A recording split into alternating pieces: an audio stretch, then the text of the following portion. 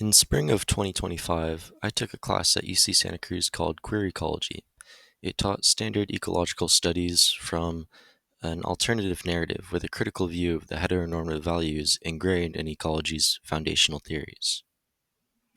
Many of the topics we covered were directly related to this concept, like Christine Wilkinson's TikTok series called Queer is Natural, where she describes countless examples of animals that stray from the binary categories of sex and sexuality that many of us were taught was natural growing up. Some topics were related in theme, although not directly, like Michael Balter's expose titled Anatomy of a Toxic Lab, where he outlines how the broken system of academia allowed an abusive professor, Walter Jetz, to rise through the ranks at Yale University to eventually gain tenure at his very own ecology lab. I won't go into too much detail about this, but if you haven't heard about this, I'd recommend you give it a quick read. It's really fascinating.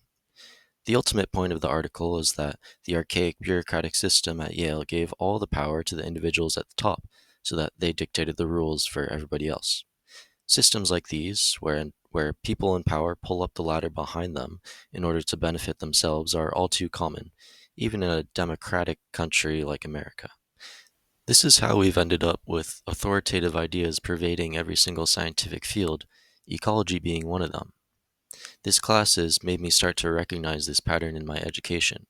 What I am taught is what my teachers were taught, which is what their teachers were taught. And if you follow that thought to its natural conclusion, you arrive at the earliest thinkers in the field of biology: Darwin, Mendel, and other rich, straight, white men. In my earliest biology courses at UC Santa Cruz, we talked about Darwinian ideas like competition and fitness as if evolution were a human construct, rather than what it is: the logic of the natural world, something that predates human thought and doesn't fit nicely into our categorical thinking. But now, I see the theory of evolution for what it is: a perpetuation of capitalist ideas that serves to normalize the cruel, dysfunctional society we find ourselves in. To be clear, I'm not arguing against the validity of the theory of evolution and the centuries of real science that's gone into uncovering how species perpetuate themselves. But what I do argue against is the framing of this system. Words like competition, survival of the fittest, and natural selection all serve to uphold capitalist thought in the context of biology. So, am I saying that Darwin and other early scientists are secretly masterminds of the upper class? Are they behind the curtains, sinisterly puppeteering the path of science? Not really. Darwin grew up in a world completely entrenched in capitalist thought. When he observed life in nature, these ideas, whether consciously or more likely unconsciously, affected his thinking. Let's take a look at a similar example.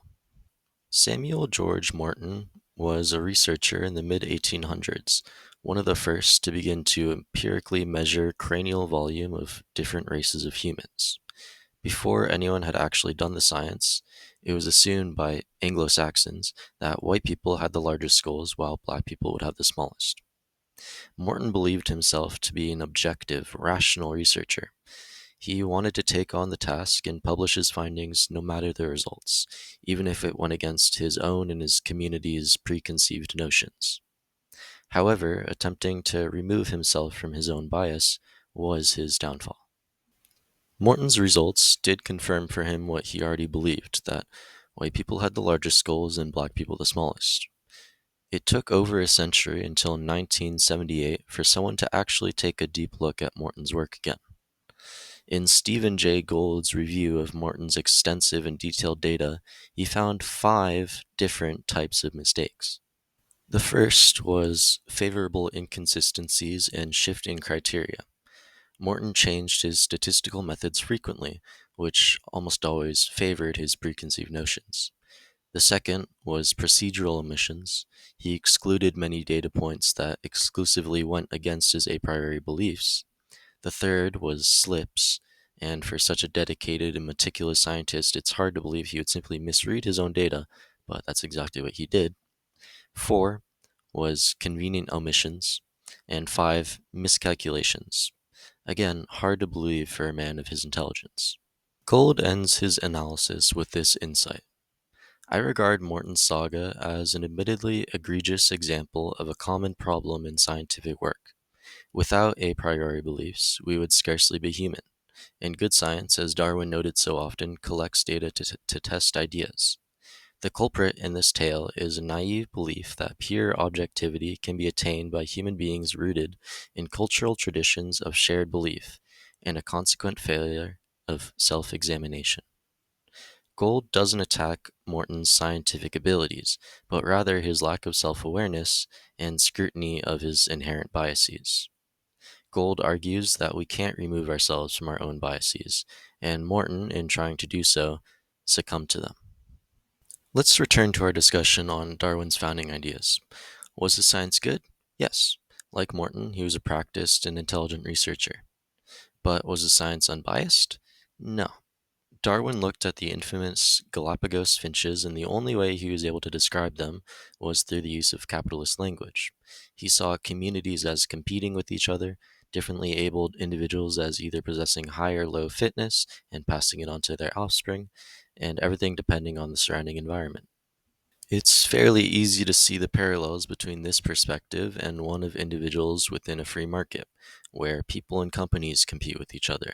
Families belong to the higher low class, and outcomes depend on the family one is born into, the region one lives in, and the opportunities available to one depending on the time period and societal background.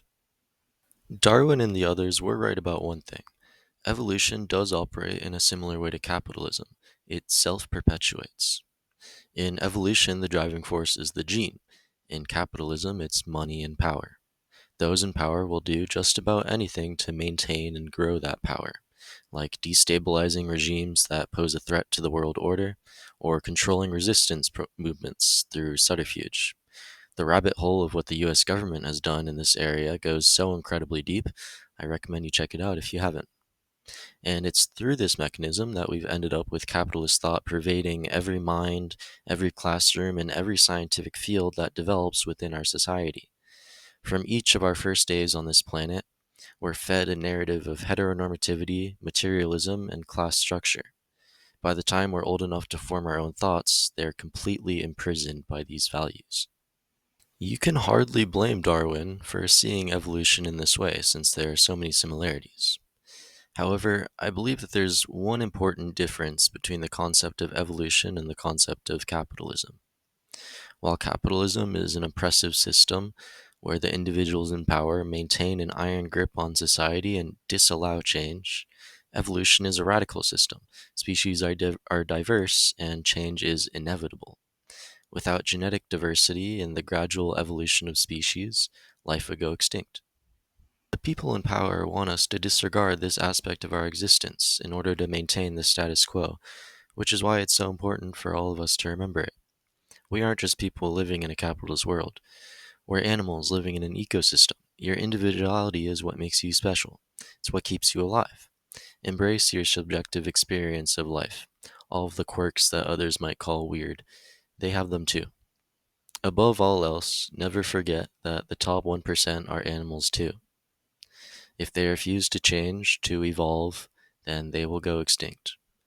I only hope that they don't take the rest of us with them. Thank you for listening.